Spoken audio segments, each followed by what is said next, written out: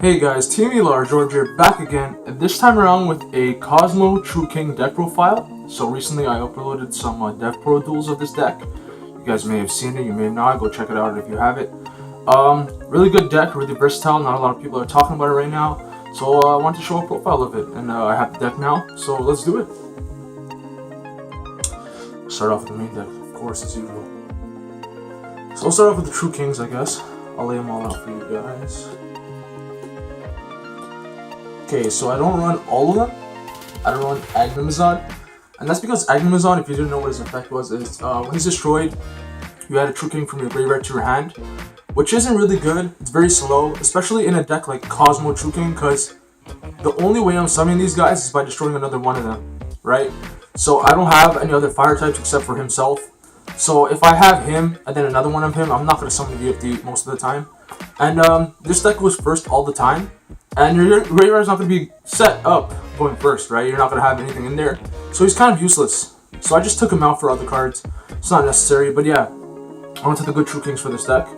Baharos, the best one, literally. Summons from your deck, really good. Although it's summoned in defense, it doesn't really matter. Yeah, great. Second best, Litho, also summons, but from the graveyard.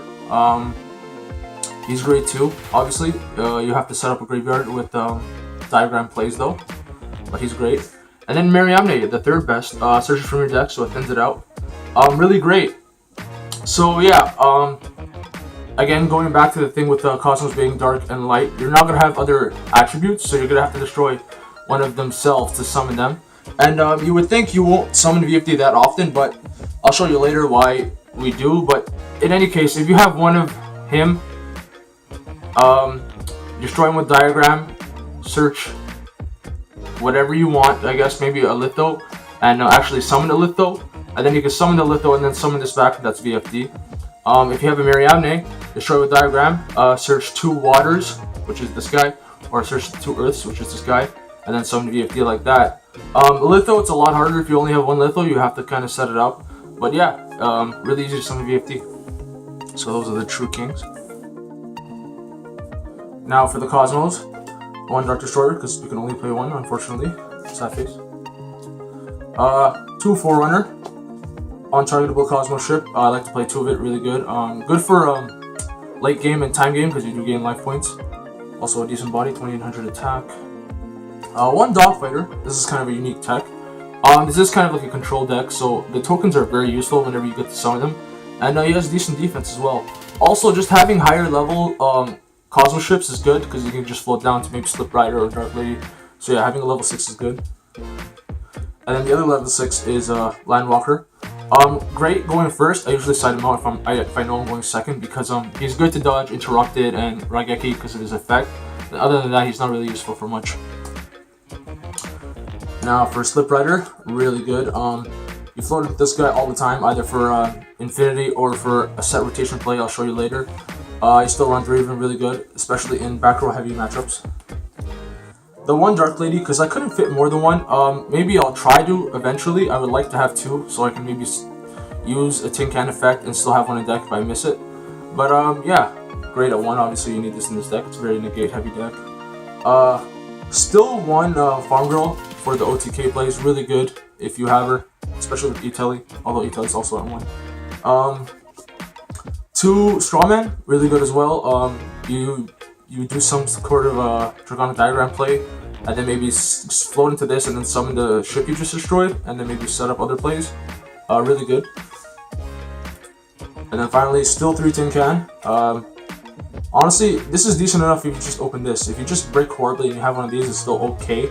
Like you might get Kaiju again, but it's still an alright play. He's really good for setting up the grave and maybe getting something you need to your hand. Now for the last monster. So I debated what I would run, aside from the essentials. I tested Kaijus, I tested hand traps, I tested this, and I feel like maybe with a little more testing I would get a definitive answer, but for now I like this the most because there's an issue with the deck. There's this blatant issue where you don't have any draw power.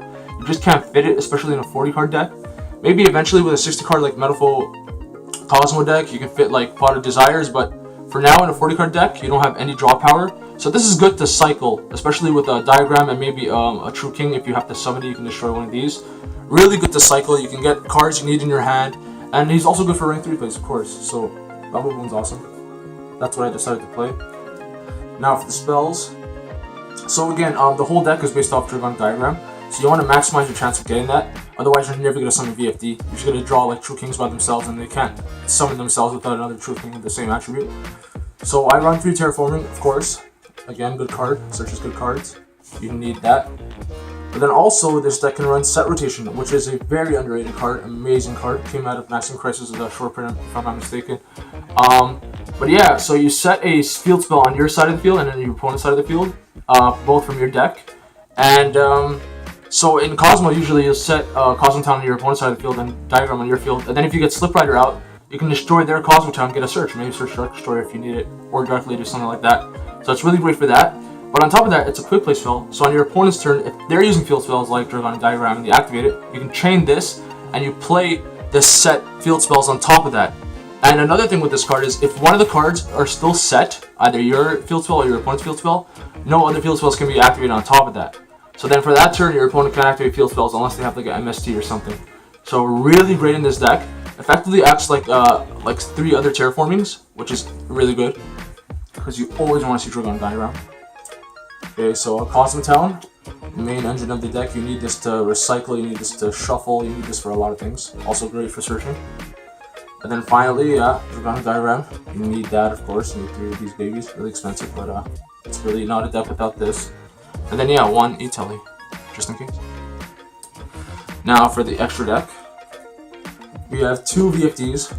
I don't like running 3. You're almost never going to summon 3, but you're not going to run 1. You need to summon. You need to have 2 in case you want to summon more than 1. So you have 2 VFD. Enter Balthier, really good for getting rid of back row, or maybe getting rid of that 1 card in your opponent's hand that's left in the late game. Dyson Sphere, very situational, but can be used once in a while. I have yet to use it yet, though, but we'll see. You run 2 Forerunners, so I just typed in Draco Sack because I like Draco Sack a lot. If you guys don't know. The 1 Gaia Thunder for the Volk. These cards just steal games sometimes. It's cheese, but like you steal games a lot of the time with this. Of course, the Nova and Infinity because you have level 5 machines. Pleiades is really good, especially because it's a quick effect, so just good for disruption. And then for the rank 3s, we have Grand Pulse for just that back row hate in case you need to go off with your Babel Bones and then start your True King plays or your Cosmo plays. Leviair because this is Cosmo, so you can summon a level 4 or lower, one of your pilots. And Break Sword for whatever.